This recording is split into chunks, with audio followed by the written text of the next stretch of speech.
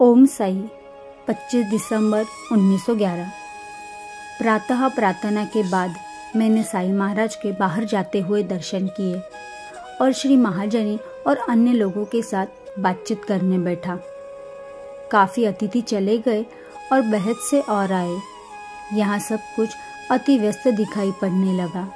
श्री गोवर्धन दास ने रात्रि भोज दिया और यहाँ लगभग हर एक को आमंत्रित किया। मेरे बेटे बलवंत को कल रात एक स्वप्न आया जिसमें उसने सोचा कि उसके साई महाराज और बापू साहेब जो हमारे एलिचपुर वाले मकान में देखा। उसने साई महाराज को भोजन अर्पण किया। उसने मुझे सपने के बारे में बतलाया और मैंने इसे केवल काल्पनिक समझा। लेकिन आज उन्होंने बलवंत को बुलाया और कहा, मैं कल तुम्हारे घर गया और तुमने मुझे खाना खिलाया लेकिन दक्षिणा नहीं दी। अब तुम्हें 25 रुपए देने चाहिए।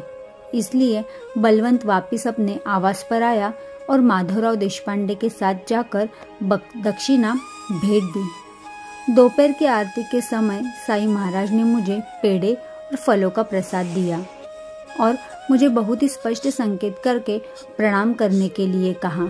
मैंने तुरंत ही साष्टांग प्रणाम किया।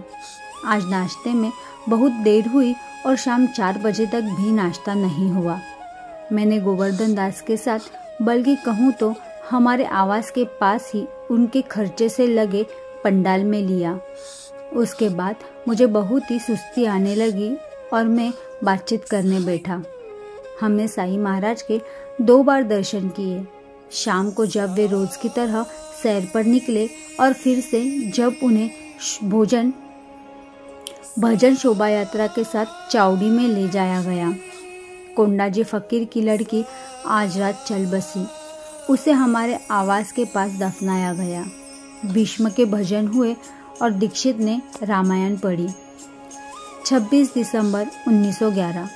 मैं जल्दी उठ गया और काकड़ आरती में सम्मिलित हुआ।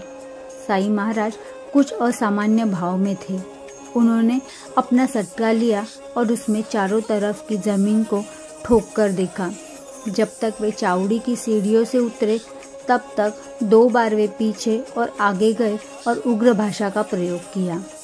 वापिस आकर मैंने प्रार्थना की, स्नान किया और अपने कमरे में सामने वाले बरामदे में बैठा। मैंने साई महाराज के बाहर जाते हुए दर्शन किए।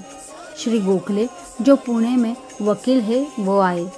वे मेरी पत्नी से शेगांव में पहले भी मिले थे जब गणपति बाबा इस भौतिक संसार में कार्यरत थे।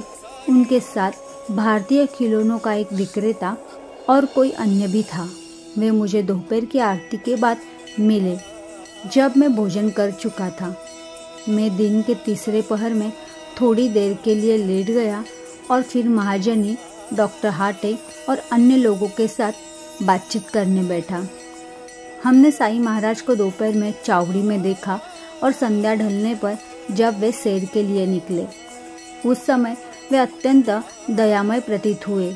आज उन्होंने मेरे पुत्र बलवंत से बात की और बाकी सभी को चले जाने के लिए कहने के बाद भी उसे बैठाए रखा।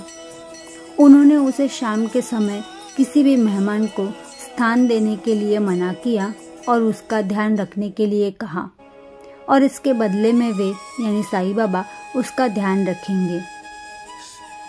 माधवराव देशपांडे बीमार है।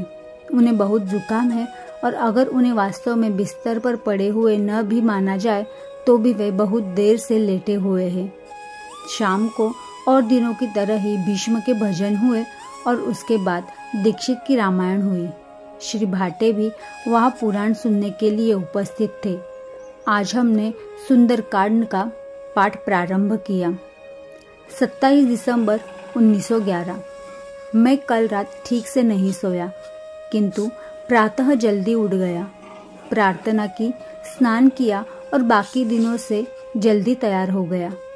दोपहर की आरती के बाद लगभग 3 बजे मैंने नाश्ता किया और फिर लेट गया और मुझे अच्छी नींद आई।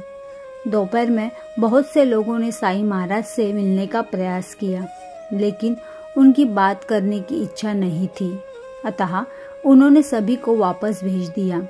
इसलिए मैं नहीं गया और पढ़ने के लिए बैठा। हम सब ने संध्या काल के समय उनके दर्शन किए जब वे अपनी सैर के लिए निकले और दोबारा सेज आरती पर।